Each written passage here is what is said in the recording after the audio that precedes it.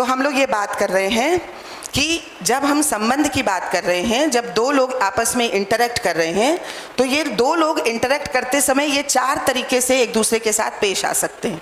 Number 1, trying to improve competence of other. Number 2, getting irritated. Number 3, getting angry. Number 4, having feeling of opposition. ये चारों ही चीज़ें मेरे अपने संबंध में ट्रस्ट की फीलिंग के आउटकम या ट्रस्ट की एब्सेंस के आउटकम को इंडिकेट कर रही हैं। तो मुझ में विश्वास है इस बात का कि व्यक्ति सुख समृद्धि ही चाहता है।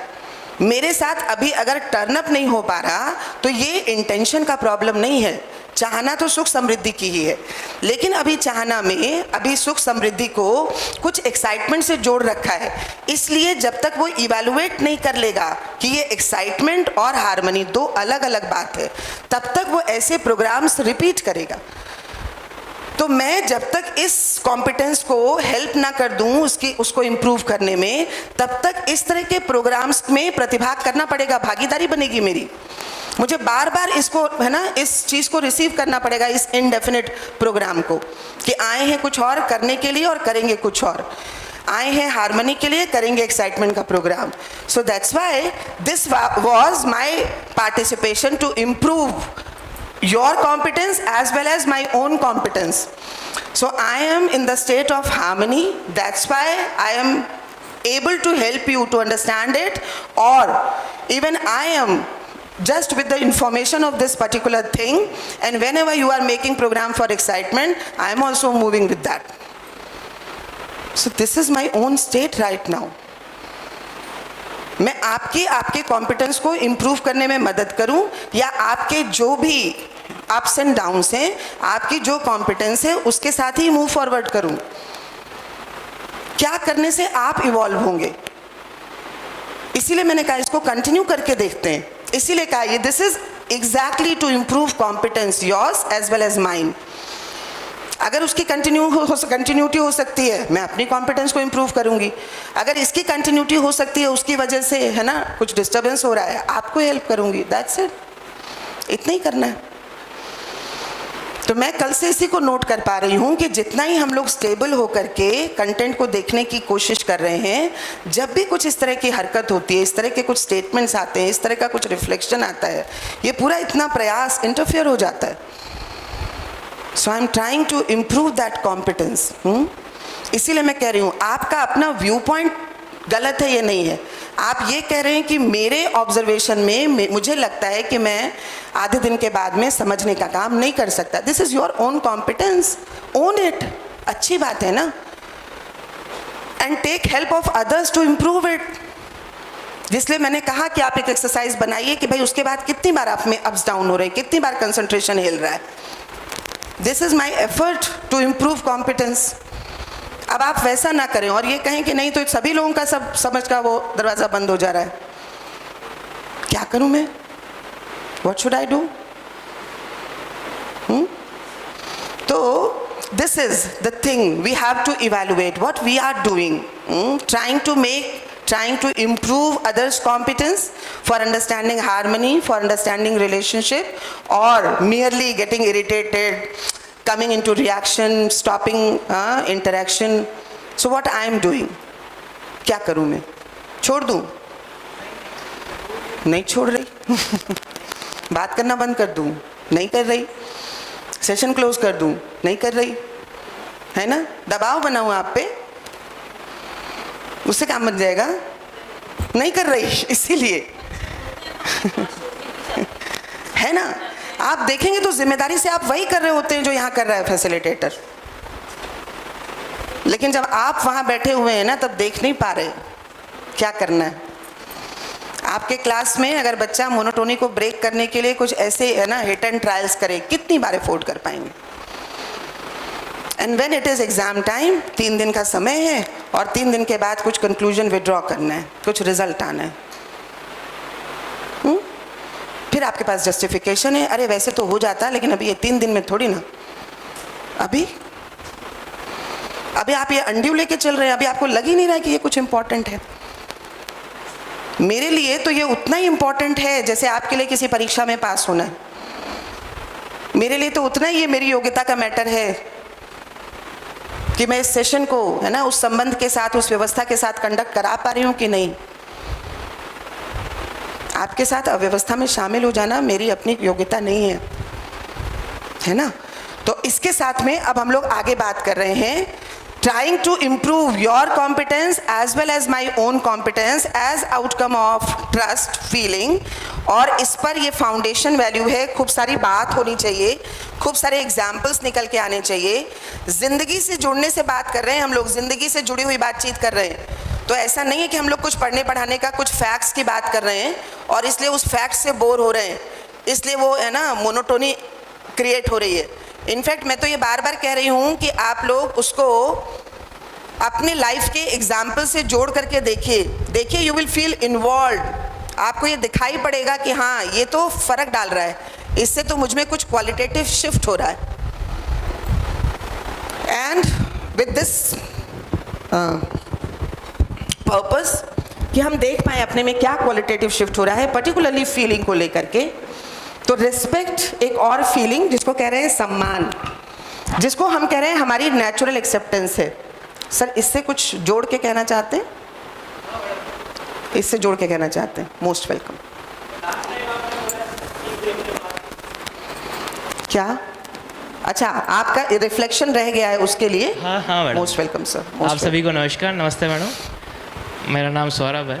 सौरभ जी। जी मैडम, जैसे परिवार में एक बच्चा घर से कोई चॉकलेट वगैरह खरीदने के लिए पैसा चुराता है पिताजी की जेब से, तो एक तो ये कंडीशन हुई।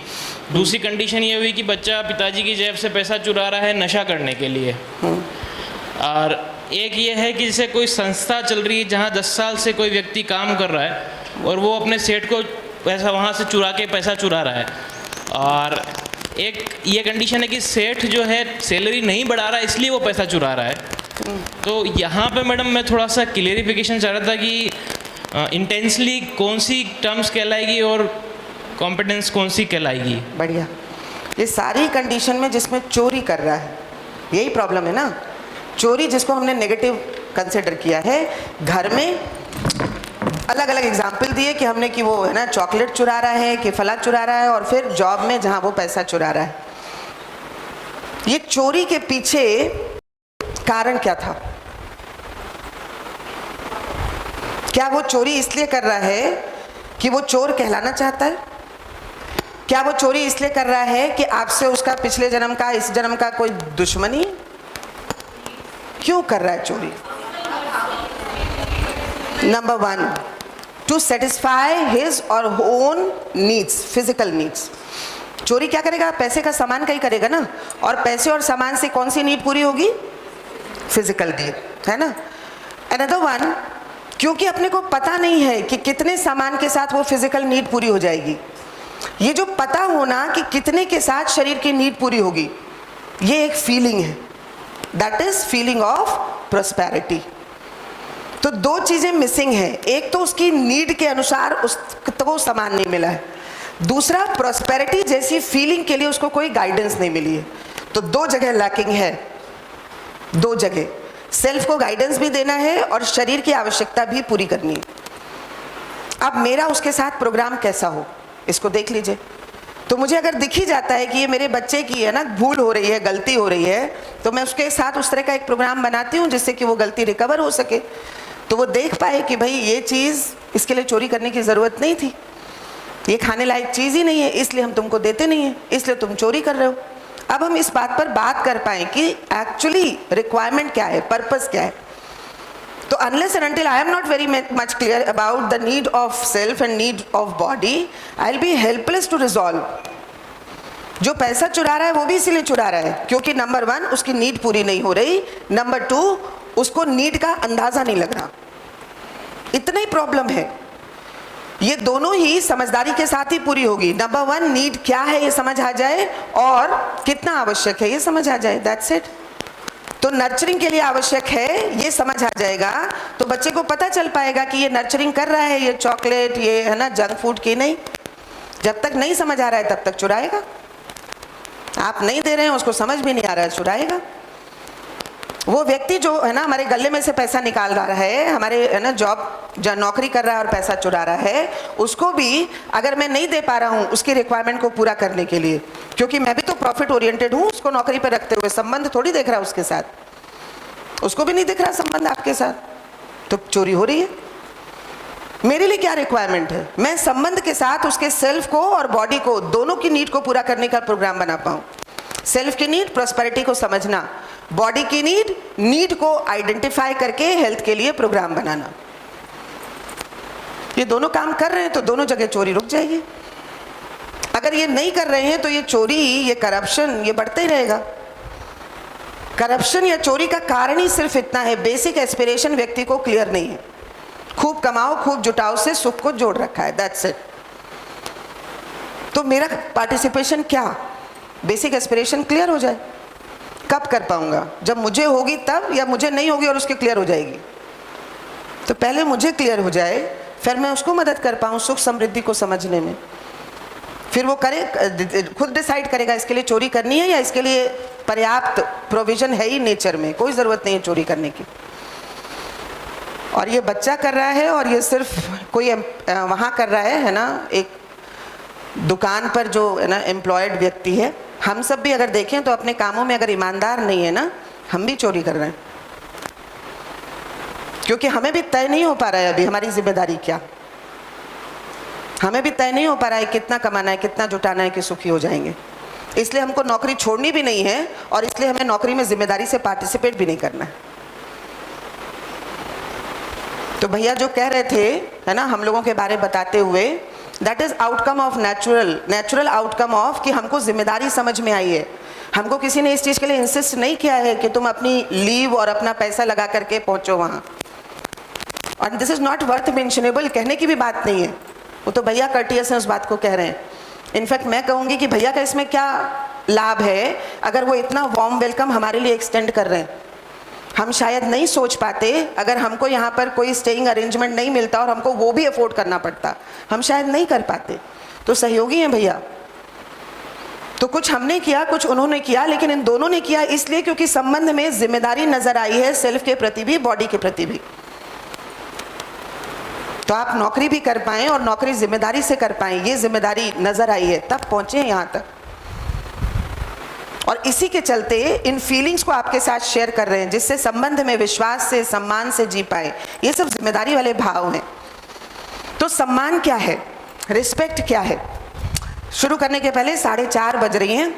आधे घंटे का समय, जैसा सुबह फादर ने डिक्लेयर किया है, सिस्टर ने डिक्लेयर किया है, क्या हम लोग 5 बजे तक इस सेशन को चलाने की स्थिति में हैं? बढ़िया, क्योंकि सुबह 9 बजे से शुरू होना है, इसलिए हम लोग आज 5 बजे तक इस सेशन को लेके चल रहे हैं। ठीक, बढ़िया। So respect we are proposing here one of the feeling, जिसके लिए विश्वास एक आधार मूल्य है, विश्वास एक बेसिक बात है।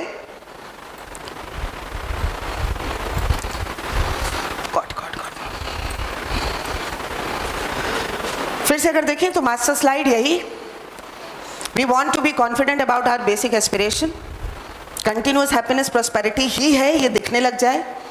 उसके लिए प्रोग्राम सिर्फ यही है कि 4 लेवल्स की व्यवस्था को समझना और जीना। जब भी ये गड़बड़ होगा, ये कंटिन्यूटी ऑफ हैप्पीनेस ब्रेक होगी, म्यूचुअल हैप्पीनेस इंटरप्ट होगा, है ना।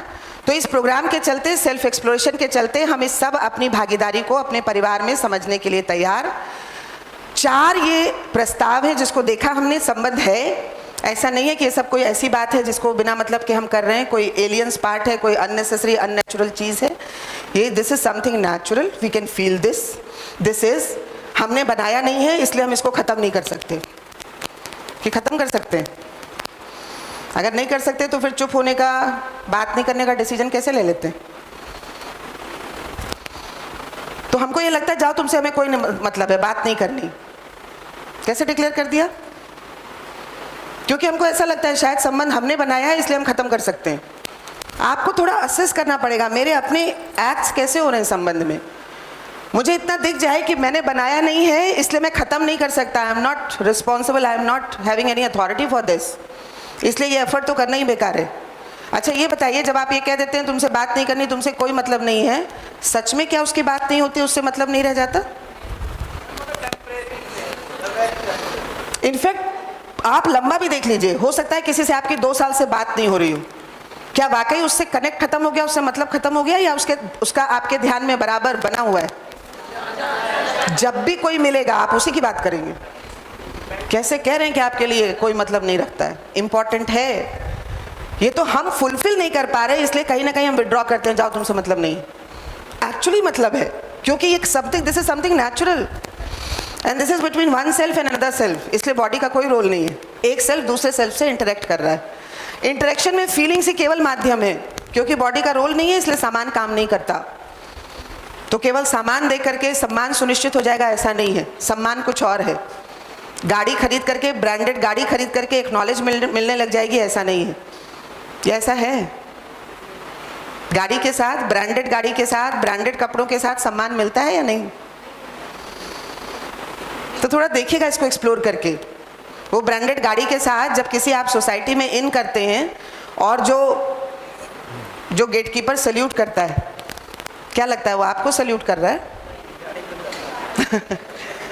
और इवन वही गेटकीपर वो सल्यूट करना चाहता है, इसलिए कर रहा है,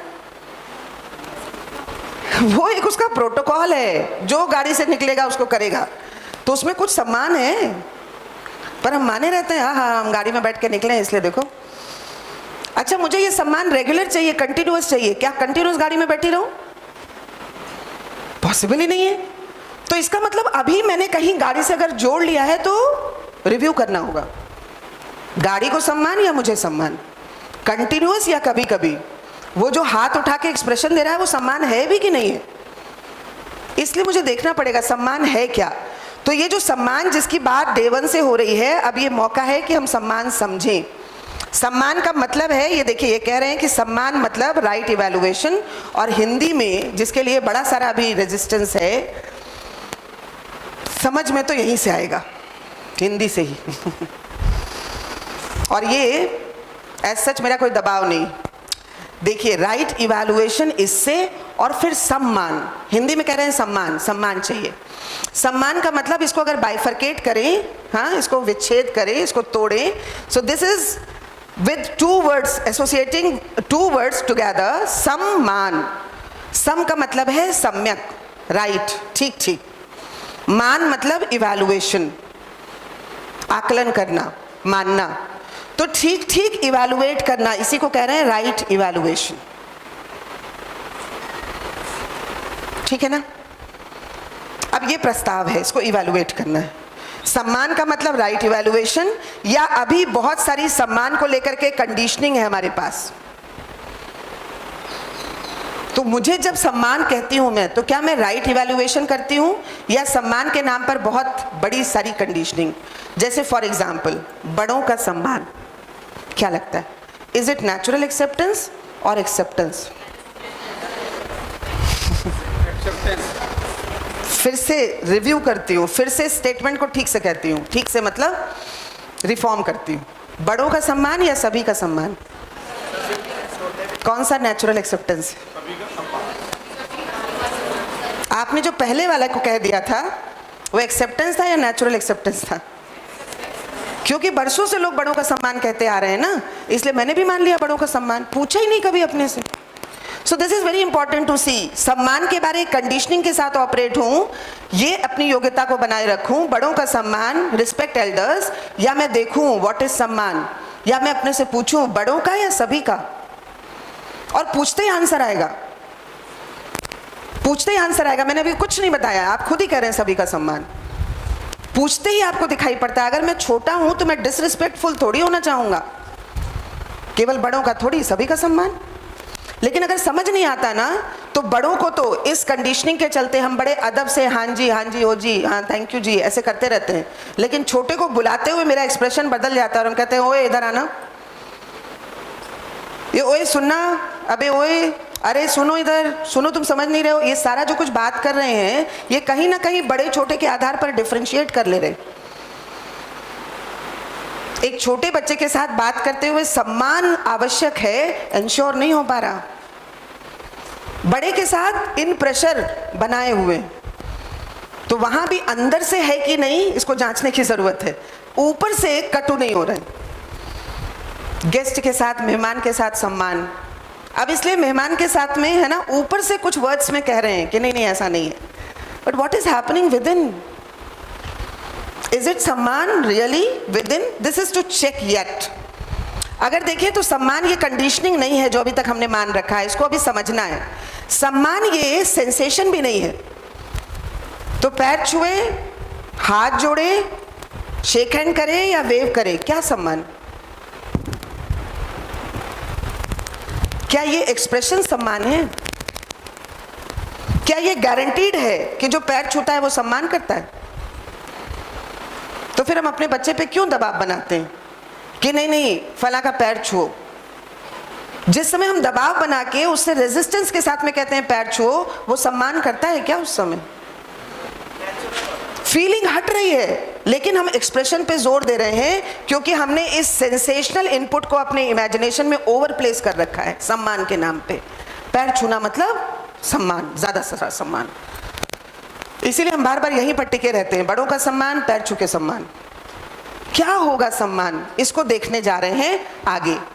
तो अगर ह्यूमन, एक ह्यूमन दूसरे ह्यूमन के लिए सम्मान करेगा, right evaluation of human being, तो देखते हैं क्या क्या करेगा एक ह्यूमन दूसरे ह्यूमन के साथ इंटरेक्ट करते हुए। इसके पहले कि ह्यूमन ह्यूमन के बीच में इंटरेक्शन के लिए बात करें, एक नजर डालते हैं अभी आज की डेट में हम सम्मान के नाम पे क्या कर रहे हैं। तो सम्मान के नाम पे अभी ऐसा नहीं है, देखो रिस्पेक्ट का मतलब राइट इवैल्यूएशन। इवैल्यूएशन हर पल हम कर रहे हैं जब इंटरेक्ट कर रहे हैं। जैसे इंटरेक्शन करते हुए कभी हम मान रहे हैं किसी को कि हाँ इसको ज़्यादा आता है, जिसको ज़्यादा आता है हम कहते हैं कि ये है ना बहुत अच्छा है, excellent performer, excellent speaker, wow your speech is wonderful. ये जो एक्सीलेंट, ये जो वंडरफुल कह रहे हैं, इज इट राइट इवैल्यूएशन और over evaluation? Over evaluation. You are the best, this student is best, is this right और ओवर? ये जो सुपरलेटिव डिग्री है ना, और हमको ऐसा लगता है कि हम मोटिवेट करने के लिए कर रहे हैं। आप ही देखो, आप ये मोटिवेट कर रहा है, ये सम्मान का सुख दे रहा है, या फिर ये डिफरेंस का दुख दे रहा है? एग्जैक्टली। जब हम कहते हैं you are the best, you are the excellent speaker, you are excellent motivator, that means others are not doing same. Number one. Number two, if I am not that much motivating, even I am not comfortable when you are declaring me you are the excellent speaker. मुझ में भी ये stress create कर रहा है। और अगर मैं सम्मान को नहीं पहचान पाई हूं तो आपके इस ओवर इवैल्यूएशन से कंफर्टेबल रहूंगी या परेशान होंगी? तो ओवर इवैल्यूएशन मुझे आराम में नहीं डाल रहा। सम्मान के साथ सुखी होंगी कि दुखी होंगी? चाहती क्या हूं? सुखी होना। और अभी जो ओवर इवैल्यूएशन कर रहे हैं ना, एक्सीलेंट बेस्ट कह करके, हाँ, इससे सुखी हो रहे हैं कि दुखी हो रहे हैं? कोटा वाली मैम चले गए हैं, वो आए इसी पर्पज से कि देखेंगे है ना क्या है इसमें। अदरवाइज आप देखें, ये कोटा जब हम भेजते हैं अपने स्टूडेंट्स को, अपने बच्चों को, किस पर्पज से? उनको पहले ही इस बात के साथ तैयार करके बैठते हैं कि आप अलग हो, आप यूनिक हो, आप बहुत अच्छा कर सकते हो। एक तो बाकी लोगों से डिफरेंशिएट कर दिया, बाकी वैसा नहीं कर सकते। ऊपर से उन पर एग्जर्ट कर दिया प्रेशर है कि तुमको तो करना ही है, तुम तो यूनिक हो। ना वो कंफर्टेबल है, ना जो नहीं जा पा रहे वो कंफर्टेबल है। सम्मान के नाम पे क्या कर रहे हैं? दिन भर अपने बच्चों को राजा बेटा, रानी गुड़िया, रानी गुड़िया। ये राजा बेटा रानी गुड़िया क्या लगता है, सम्मान है, ओवर इवैल्यूएशन है? आपका बेटा राजा बेटा है? अभी तो हर माँ को ऐसा लगता है। और ये हर माँ के जो राजा बेटा जब इकट्ठा होते हैं ना क्लास में तो युद्ध शुरू हो जाता है राजाओं में, क्योंकि हर राजा बेटा है। राजा का मतलब ये डोमिनेशन, राजा का मतलब मेरी बात माननी है। तो घर में तो राजा बेटा अपनी बात मनवाया और आपने राजा बेटा को स्कूल भेज दिया। अब सारे राजा बेटा अपनी बात मनवाएंगे, सारी रानी गुड़िया है ना एकदम छुई मुई जैसे रहेंगी। आप देखो ना क्या कर रहे हो। इनफैक्ट इंपॉर्टेंट है, सम्मान नहीं समझ आ रहा तो सम्मान के चक्कर में बच्चे का ओवर इवैल्यूएशन करके उसको कहाँ पहुंचा रहे हैं। और वो बच्चा जो राजा बेटा के बनने की स्थिति में क्लास में पिट रहा है, अब वो घर आके ट्राई करेगा, आप पर ही अपनी राजाज्ञा लागू करेगा। फिर आपको लगता है बच्चे मनमानी कर रहे हैं। तो बच्चा राजा नहीं है बच्चा बच्चा है, उसको सीखने के लिए अभी जगह है। ये हम दिखा तो पाए, ये मेरी योग्यता का मसला है, उसका नहीं। वो नहीं कह रहा मैं राजा हूं, मैंने कहा है वो राजा है। अगर मुझे ये नहीं समझ आता तो मैं बहुत सारे बच्चों को या बहुत सारे अपने बच्चों को भी हम अंडर इवेल्युएट कर देते हैं। जैसे you are good for nothing, what does it mean?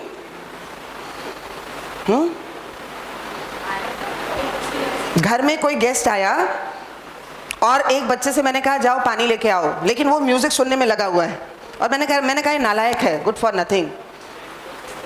क्या लगता है वो पानी नहीं पिला पाया तो गुड फॉर नथिंग हो गया? क्या उसके साथ उसका सम्मान हुआ? तो ये जब हम अंडर इवैल्यूएशन कर दे रहे हैं ना, ये भी अपमान कर रहे हैं। जब कोई हमारा अंडर इवैल्यूएशन कर देता है, हम कंफर्टेबल होते हैं, अनकंफर्टेबल होते हैं। अनकंफर्ट के साथ हम रिएक्ट करते हैं या रिस्पॉन्स करते हैं? बच्चा क्या करेगा? फिर हमको लगता है उसके अंडर इवैल्यूएशन के बाद भी उसको हमारे साथ संबंध में जिम्मेदारी से टर्न अप होना चाहिए।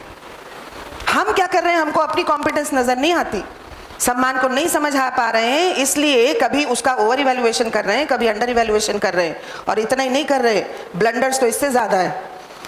ये गधे हो, उल्लू के पट्टे हो, ये भी कह दे रहे हैं। ये गधा और उल्लू का पट्टा का मतलब अदरवाइज इवैल्यूएशन। अब ह्यूमन भी नहीं समझ रहे।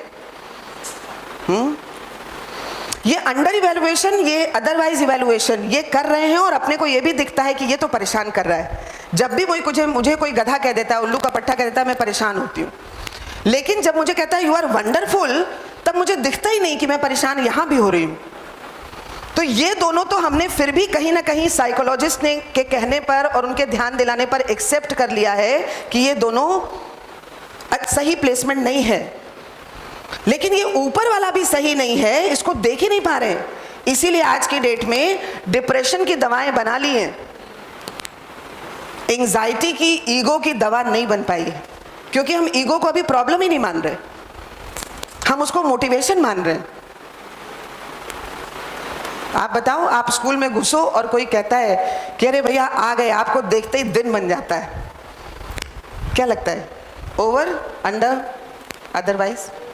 ओवर। और जैसे उसने ओवर किया वैसे ही आपकी स्थिति, हाँ, जैसे उसने ओवर किया आपकी स्थिति बलून में अब हवा भर गई। अब आप बिल्कुल चौड़े होके चल रहे हैं और फिर चार लोग देख करके और आपस में कहने लग जाएं, आ गया, हो गया बंटाधार। क्या हुआ? उसी बलून में जितना हवा भरी थी वो फुस हो जाती है। So once over evaluation, I am going up in form of ego.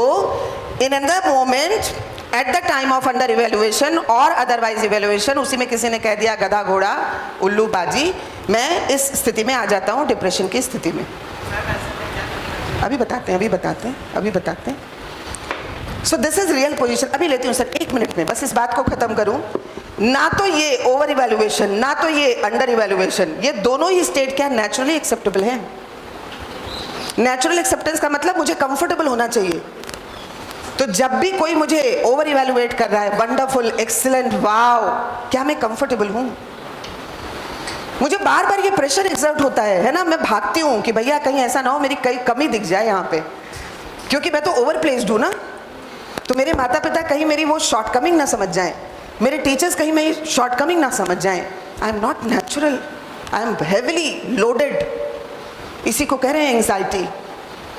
And lot of anxiety students, out of anxiety they are attempting suicides because they are evaluated over. पता नहीं क्या कर गुजरेगा। मेरा बेटा कुछ भी कर सकता है, कुछ भी कर सकता है, कुछ भी कर सकता है, या इंसान का बेटा है कुछ निश्चित चीज ही कर सकता है। अब आपने उसको ओवर इवैल्यूएट कर दिया है, बेचारा परेशान है कुछ भी कर दिखाने के लिए। आपने उसको नॉर्मली नहीं रहने दिया, नेचुरली नहीं रहने दिया। So this is very important to see. अभी तो हमारा प्लेसमेंट इंटरेक्शन में ऐसा हो रहा है, और ऐसा नहीं है कि मैं दूसरे का ही ऐसा इवैल्यूएशन कर रहा हूँ, मैं भी इसी ओवर अंडर इवैल्यूएशन का ही शिकार हूँ। तो सम्मान देखें तो मैं अपना भी चाहता हूँ, आपका भी चाहता हूँ। मैं चाहती हूँ मेरा भी सम्मान हो, आपका भी सम्मान हो। लेकिन अभी फिलहाल मैं भी ईगो में जा रही हूँ, अवसाद में जा रही हूँ, बिकॉज ऑफ आपके रेफरेंसेस को, आपके स्टेटमेंट को मैंने प्लेस कर रखा है मेरे अपने लिए। तो मेरा अपना राइट इवैल्यूएशन हो पाए, आपका राइट इवैल्यूएशन हो पाए, इसके लिए मेरा अपना रेफरेंस नहीं है, मैं बार बार आपके स्टेटमेंट को रेफरेंस ले रही हूँ। जब आप कह दे रहे हैं वाओ वंडरफुल, मैं बाउंस। जब आप कह दे रहे हैं अरे मैडम क्या आप भी, मैं ऐसे। हाँ, exactly. So we have to refer myself, what I am, I must know ना। इसीलिए कह रहे हैं सेल्फ इवैल्यूएशन, ये इंपॉर्टेंट है। तो जब सम्मान करेंगे तो सेल्फ को रेफर करेंगे या बाहर को रेफर करेंगे? अभी क्या कर रहे हैं? अभी तो जैसा दूसरा कह दे रहा है, अभी किसी ने कह दिया कि क्या जचते हो ब्लू शर्ट में, और मैंने ब्लू शर्ट पसंद करनी शुरू कर दी। किसी ने कह दिया तुमको ब्लू के अलावा कोई कलर नहीं मिलता। अब मेरे पास जितनी ब्लू कलर है मैं नहीं पहनूंगा उसको, क्योंकि शायद नहीं अच्छी लगती। Am I able to say it on my at my own? अभी तो मेरे लिए ये सम्मान अपमान ही बस बाहर से कहा हुआ, इसी जगह पर आ रही हूँ। जी सर। तो अभी तो इतनी स्थिति है, देखते हैं फिर सम्मान क्या है। मैम मुझे ये जानना है, जैसे अपन किसी को एक्सेलेंट बोलते हैं, वास्तव में वो डिज़र्व करता है, पर जैसे आपने कहा दूसरे को भी ठेस पहुँचती है। हमारा इंटेंशन नहीं है कि उस दूसरे बच्चे को नेगलेक्ट करना, और पहला वाला डिज़र्व करता है, वास्तव में एक्सेलेंट है, तो क्या हम उसको अप्रिशिएट नहीं करेंगे?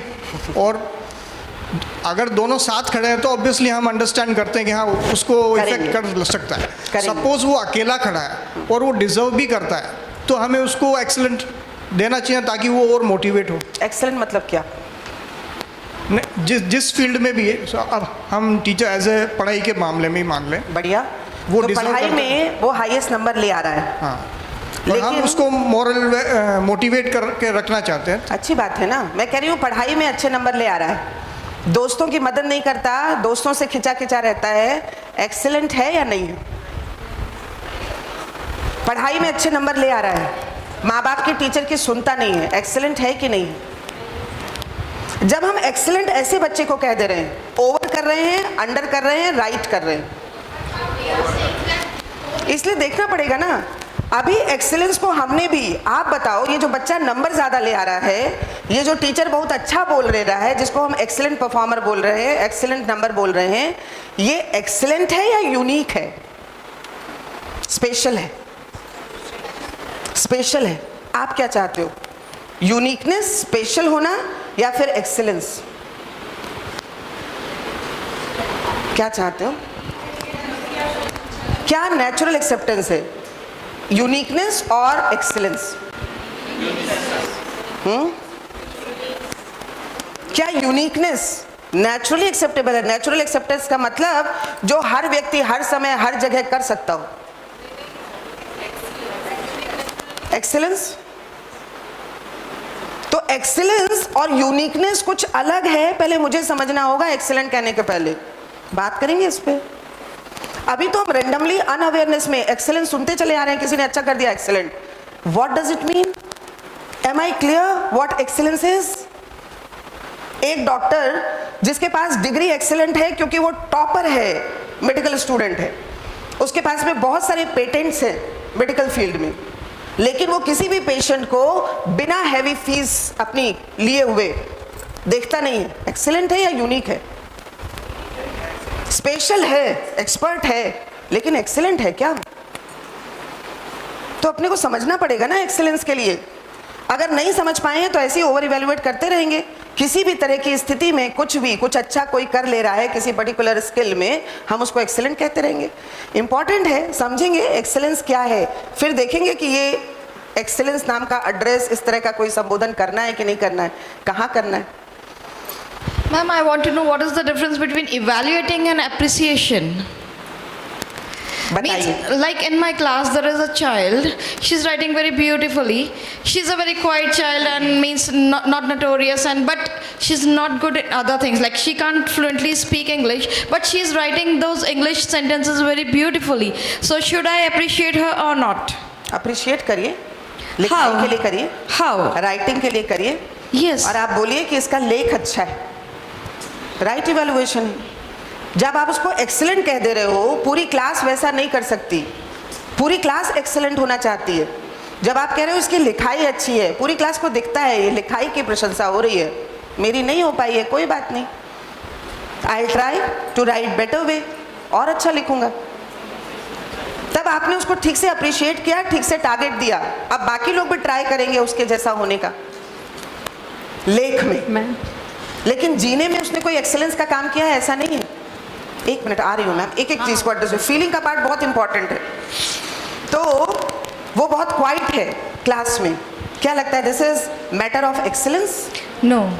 क्या लगता है क्लास कोई क्वाइट क्लास अच्छी क्लास है, क्वालिटी क्लास है? No. But then step by step we have to move with the students. No. इसीलिए कह रहे Nobody हैं, is an all-rounder. इसीलिए कह रहे हैं अभी रोकते हैं इस चीज को, रेवरेंस की फीलिंग की बात करेंगे, एक्सीलेंस की बात करेंगे, थोड़ा आगे आएगा तब बात करेंगे, हर फीलिंग पे बात करेंगे। लेकिन अभी जब सर ने पूछा तो मैं ये कह रही हूँ कि एक्सीलेंट जब हम कह रहे हैं, और इतनी बात कोई रोकूंगी यहीं पर, क्या एक्सीलेंस के लिए उसका पूरा जीना देखना जरूरी है, या फिर एक पर्टिकुलर जो यूनिक परफॉर्मेंस कर दे रहा है उसको एक्सीलेंट कह दें और फिर रिग्रेट करें? जैसे वो डॉक्टर जो अभी मेरे पेशेंट को एड्रेस नहीं कर रहा है ना, उसको ट्रीट नहीं कर रहा बिकॉज उसकी फीस नहीं लगी है, फिर मैं रिग्रेट करूं दुनिया में पता नहीं कैसी एजुकेशन है, कैसे डॉक्टर्स पैदा हो रहे हैं, या फिर मैं शुरुआत में ही देख पाऊं कि एक्सीलेंस के लिए बच्चे को तैयार करना है, स्किल में यूनिकनेस लेकिन जीने में एक्सीलेंस, तब फिर मैं एक्सीलेंस का यूज ठीक जगह करूंगी जो जीने में एक्सीलेंस के साथ है। फिर मैं देख पाऊंगी कि अभी डॉक्टरी करके यूनिक तो हुआ है, स्पेशल तो हुआ है, एक्सीलेंस होने के लिए और सपोर्ट चाहिए। So let me complete means हर क्वेश्चन। अप्रिसिएशन एक बात है, appreciation will be right, over और under, this is to decide. Excellent का मतलब एट पार, एक्सीलेंट का मतलब अदर्स शुड टेक इंस्पिरेशन, नहीं? Yes. तो अगर मैं किसी ऐसी जगह पर इस एक्सेलेंस को कोट कर दे रही हूँ, क्या उसकी तरह ही सब लोग बन जाएं तो हार्मनी होगी? क्या उसकी पॉसिबिलिटी है कि हर व्यक्ति का लेख सुंदर हो जाए? अब मैं चैलेंज क्रिएट कर रही हूँ ना, अब मैं एग्जर्ट कर रही हूँ, अब मैं परेशान कर रही हूँ। So this over evaluation, this is exerting, परेशान कर रहा है। हैंड राइटिंग सक्षम की बहुत अच्छी नहीं है।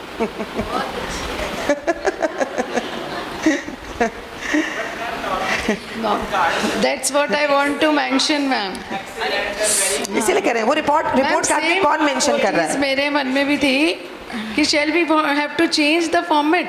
It is a common format we That will be evaluate. program further. That will be program further. मैं तो कह रही हूँ, मैं कई बार सब्जेक्ट को जो पढ़ा रहे हैं हम लोग Because करेंगे, CBSE in 10th or 12th never write anything. है ना? But we used to write. है ना? We हम ही don't- decide कर रहे हैं और And parents हम ही- want some remark. है ना? तो अभी पेरेंट के तौर पर हाँ, ये जो एक्सेलेंस की है ना, ये स्टार बना के बच्चा जा रहा है और हम बड़े खुश होते हैं देख करके। क्या लगता है इतना काफ़ी है?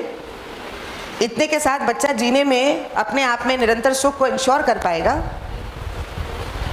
तो इसी है ना एक्सीलेंस, यूनिकनेस, जो यूनिकनेस है और इसके लिए प्रमोशन के साथ उसी बच्चे की अपनी ईगो बढ़ती जाती है। अच्छा, बहुत अच्छा डांस करती है, बता रही हूँ ना, है ना, है ना, है ना, वही ना, ये आधे आधे नंबर की लड़ाई इसीलिए।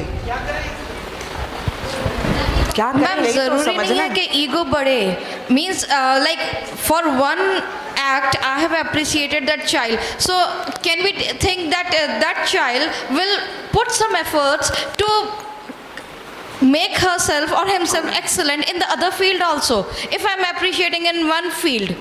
Let us understand what will be the field. Like I said, like that this child is very एक मिनट good at रुकिए ना, रुकिए writing. ना। अभी वो चुप है क्लास में, अभी वो अच्छी राइटिंग कर रहा है ना? Yes.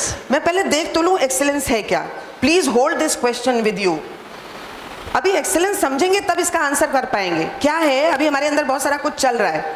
मैं तो इतना ही सिर्फ यहाँ पर अभी कहूँगी, जब हम एक्सेलेंट कह दे रहे हैं, क्या ये ओवर है या राइट है? एक्सेलेंट कह दे रहे हैं मतलब एट पार, अब कोई प्रॉब्लम, अब कोई कमी नहीं है, इतना दिख जाए, राइट इवैल्यूएशन अप्रिशिएशन के तौर पर कर पाए।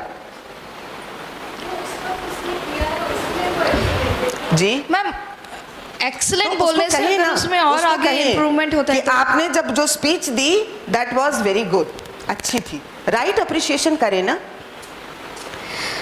But with that one excellent word, if that child tries in another field, like I said, quiet child, not standing and replying to the answers or not reading well, so now that child will make efforts to learn to read. Other fields also she's trying to improve. करिए ना, No? Right evaluation तो ठीक ही है. If she is quite and you are helping her to make ना more extrovert, बाहर निकल के आ जाए तो अच्छा है ना. तो जब तक आप उसको राइटली नहीं बताओगे तब तक वो फिर नहीं उसको कम ओवरकम कर पाएगा.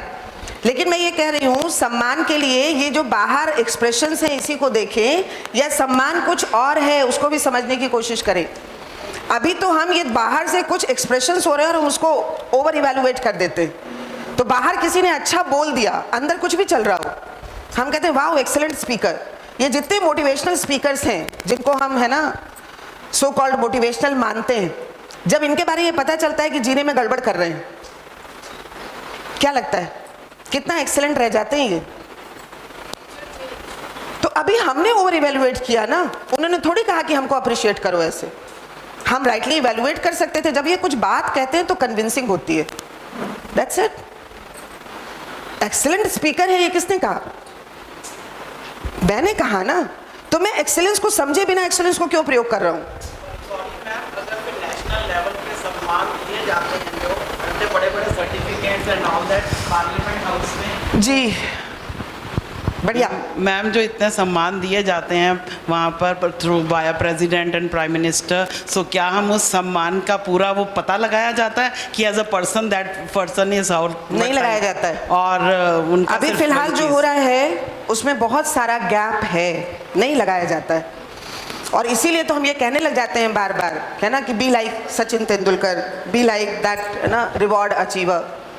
नहीं, अभी ये उसकी रिसेंटली तरह हर व्यक्ति बन सकता है. मुझे क्या? मेरे बेटे ने ही बताया कि ये सचिन तेंदुलकर ने अपने आप को वो डिक्लेयर किया हुआ है, आई एम एन एक्टर. छोड़ दीजिए, छोड़ दीजिए, छोड़ दीजिए. आई am not paying that one. कोई बात नहीं. मैं ये कह रही हूँ, अप्रिशिएट करते हैं. मैं ये कह रही हूँ, मैंने अभी उसको पूरा देखा नहीं और रिवॉर्ड दे दिया जिससे बाकी लोग उससे मोटिवेट हो जाएं. ये फ्लॉ है कि नहीं? लेकिन जब अवार्ड दिया जाता है तो स्पेसिफिकली फील्ड का नाम बोला जाता है, ऐसा नहीं कहा जाता कि ओवरऑल कोई अच्छा. बढ़िया. तो इसीलिए कह राइट इवैल्यूएशन करें कि बैटिंग के लिए इस व्यक्ति ने इस तरह के इतने शतक लगाए, इसके लिए इसका पुरस्कार है. That's it. राइट इवैल्यूएशन में कोई प्रॉब्लम नहीं है. अब जो दूसरा है वो देख पाएगा कि यार बैटिंग स्किल है, बैटिंग में कुछ करना चाहते हैं, दैट मे बी वो मेरा इंस्पिरेशन हो सकता है. लेकिन एक्सेलेंट है कि नहीं ये सोचना पड़ेगा. इसलिए मैं कह रही हूँ एक्सीलेंस के साथ ओवर इवैल्यूएशन ये जुड़ जा रहा है. थोड़ा सा सेटल होकर समझते हैं. अगर ये over evaluation, under evaluation, otherwise evaluation ये प्रॉब्लम क्रिएट कर रहा है, स्ट्रेस क्रिएट कर रहा है, अनकंफर्टेबल कर रहा है, और रिस्पेक्ट जो सम्मान जो हम चाहते हैं तो वो क्या होगा? लेट अस सी. तो सम्मान कह रहे हैं, राइट इवैल्यूएशन, सम्मान, ये सेल्फ की बात है या बॉडी की बात है? कौन सम्मान चाहता है? सेल्फ. तो सेल्फ के बेसिस पे प्रस्ताव है सम्मान को समझने के लिए. सेल्फ और एक सेल्फ दूसरे सेल्फ का जब सम्मान कर रहा है तो क्या क्या देखना है? मेरा प्रस्ताव है, देखिए. तो मैं और आप इंटरेक्ट कर रहे हैं. मेरा पर्पस सुख और समृद्धि की continuity. I want continuous happiness and prosperity. मेरा पर्पस. योर्स सेम है ना. तो मैं ये देख पाऊं एक सेल्फ और दूसरा सेल्फ पर्पस वाइज सेम है. Our purpose is same. That's why you are similar to me. My program, if purpose is same, continuous happiness and prosperity, मुझे दिखता है मेरा प्रोग्राम कंटिन्यूटी के लिए तो 4 लेवल्स पे हार्मनी को समझना और जीना. आपका कंटिन्यूटी के लिए इससे अलग कुछ प्रोग्राम होगा या यही प्रोग्राम होगा? कंटिन्यूटी के लिए, है ना. तो कंटिन्यूटी के लिए देखें तो यही प्रोग्राम होगा. इसका मतलब मेरा program to understand and live with harmony at all 4 levels of living for this purpose, that will be similar to your program for understanding and living in harmony at all levels of being for this purpose. तो इस purpose के लिए मेरा और आपका programme भी same है. Purpose is same, program is same. Another point, potential wise. Potential किसको कह रहे हैं? That means imagination part that is there within as my potential. मैं समझ सकता हूं क्योंकि मुझ में ये इमेजिनेशन है, डिज़ायर, थॉट, एक्सपेक्टेशन है. So that is there in me. आप में ये पोटेंशियल है कि नहीं, कि आप समझ सकते हैं? क्या लगता है? तो पोटेंशियल में आपकी भी कमी नहीं है, इमेजिनेशन लेस नहीं है आप भी. इसका मतलब मेरा पर्पस, मेरा प्रोग्राम, मेरा पोटेंशियल, आपका पर्पस, आपका प्रोग्राम, आपका पोटेंशियल एक है. इसका मतलब क्या ये विड्रॉ कर सकते हैं इन तीनों बातों से कि other is similar to me, दूसरा मेरे ही जैसा है. ठीक है ये बात? कैसे कैसे मेरे जैसा है? पर्पस एक, प्रोग्राम एक, पोटेंशियल एक, कहीं कोई वेरिएशन नहीं, दूसरा मेरे ही जैसा है. This will be minimum content of respect. सम्मान का ये मिनिमम कंटेंट होगा.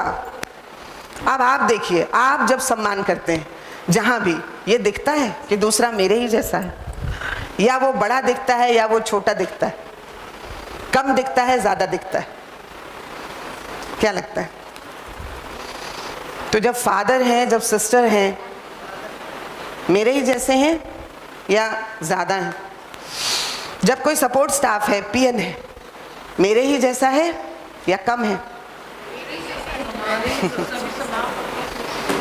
करना है सम्मान, ये तो हम कह रहे हैं, लेकिन मैं बार बार कह रही हूँ, मानने और जानने में फ़र्क है. जानने का मतलब मुझे ये दिख गया कि पर्पस, प्रोग्राम, पोटेंशियल फादर का भी और मेरे साथ जो सपोर्ट स्टाफ है उसका भी, यहाँ वेरिएशन नहीं है, यहाँ तो यही है. और सम्मान के लिए इतना तो करना ही है, अब उसका भी सम्मान, उसका भी सम्मान. तो ये हम जो कह रहे हैं, ये मान नहीं रहे कि सभी का सम्मान, हम देख पा रहे. Purpose is not different. अच्छा ये बताइए, जितने भी ये सीनियर, जितने भी स्ट्रेटा के लोग हैं, obviously they are contributing a lot and we are recognizing their contributions. अच्छी बात है. लेकिन जिनको हमने ये कम स्ट्रेटा वाला मान लिया है, इनका कंट्रीब्यूशन क्या इंपॉर्टेंट नहीं है? क्या हम इनको रिकॉग्निशन दे पा रहे हैं? तो एक सीनियर अथॉरिटी स्कूल में ना आए, कॉलेज में ना आए, हमारे ऊपर क्या इफेक्ट पड़ेगा?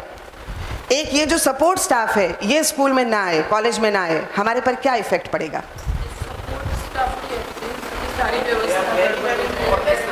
They are very very important for us. लेकिन जब हम रिस्पेक्ट की बात करने जा रहे हैं, क्या वो हमारे ध्यान में आते हैं?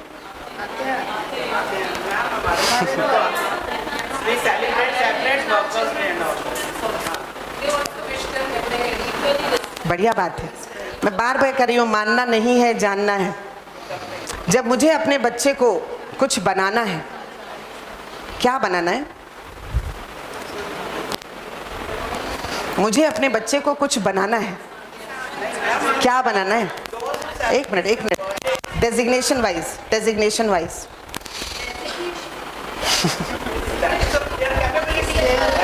वही ऑब्वियसली कैपेबिलिटी वाइज बनेंगे. मैं चाहती क्या हूँ, क्या बने? डायरेक्टर, प्रिंसिपल, टीचर और सपोर्ट स्टाफ. मैं कह रही हूँ, ध्यान दीजिए, क्या है मेरा मानना है कि जानना है, ये इसी पे तय ही होगा. अभी मैं कह तो रही हूँ कुछ भी बनने दीजिए, जो उसकी कैपेबिलिटी हो, जो उसकी कैपेसिटी हो, लेकिन जब मैं कर रही हूँ तो उसको कैसे एक्सर्ट कर रही हूँ, कहाँ के लिए पुश कर रही हूँ? जिसको मैंने ओवर प्लेस कर रखा है. ईमानदारी से देखने की ज़रूरत है. इसलिए मैं कह रही हूँ, सिर्फ मानना नहीं है. मैं अपने बच्चे के लिए डिसाइड करते हुए, मैं भले ही कहते रहे नहीं, फार्मर्स को तो मैं बड़ा सम्मान देती हूँ. हम में से कितने लोग हैं जो इस बात के लिए तैयारी कर रखे हैं कि मेरा बच्चा करियर के रूप में फार्मिंग चुने?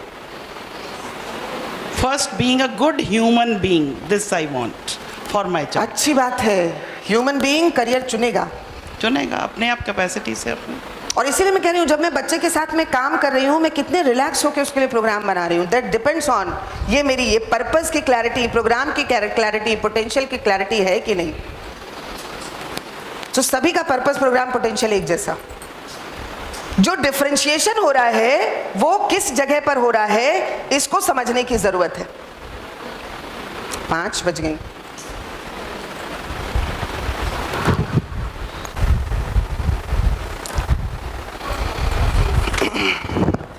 अभी हमने सम्मान के लिए कुछ ये क्राइटेरिया तय कर रखे हैं. अभी हमको लगता है कि एज वाइज सम्मान, पोस्ट वाइज सम्मान, फैसिलिटी वाइज सम्मान, सेक्ट वाइज सम्मान, और इसको ईमानदारी से देखने की ज़रूरत है। मैंने सिर्फ लिख दिया है, ऐसा नहीं है। इसीलिए हमारा मोटिवेशन अपने लिए, अपने संबंधियों के लिए इस तरफ होता है। देखिएगा, ये सब सम्मान है, मतलब ये मेरे जैसा है, ये दिख रहा है, या ये डिफरेंशिएशन है, बड़ा छोटा दिखा रहा है। और अगर डिफरेंशिएशन है तो क्या डिफरेंशिएशन नेचुरली एक्सेप्टेबल है? तो जब मुझे तय करना है कि मेरे बच्चे के लिए एक सूटेबल है ना पार्टनर आना है, गुडी गुडी बातें करने की ज़रूरत नहीं है। फिर मैं क्यों ये देखने दिखाने का काम करती हूँ? फोटो क्यों देखना है? फोटो देख के डिसीजन क्या लेना है? क्या गुड ह्यूमन बीइंग डिसाइड करना है फोटो देख के? कहाँ दिखाई पड़ रहा है फोटो में गुड ह्यूमन बीइंग? तो कहीं ना कहीं मैंने ये फिजिकल स्ट्रेंथ को, फिजिकल स्ट्रक्चर को इंपॉर्टेंस दे रखी है, लंबे को सम्मान। इसीलिए लंबी लड़की चाहिए, लंबा लड़का चाहिए, टॉल डार्क हैंडसम है। और लड़की के लिए आएगा तो डार्क नहीं, ब्यूटीफुल का मतलब फेयर। मैंने कर रखा है ये डिसाइड, और ये देखना पड़ेगा, ये फेयरनेस को, ये टॉलनेस को अगर सम्मान, तो फिर बाकी का बाय डिफॉल्ट अपमान कर रहे हैं। क्योंकि नेचर में हर व्यक्ति फेयर नहीं है, नेचर में हर व्यक्ति टॉल नहीं है, लेकिन सम्मान हर व्यक्ति की डिजायर है। हम कहाँ फंस रहे हैं? इन डिफरेंशिएशंस में, क्योंकि हमने कहीं ना कहीं सम्मान को समझा नहीं है। सम्मान का मतलब है पर्पस उसका भी, जो लंबा है जो छोटा है, continuity of happiness and prosperity.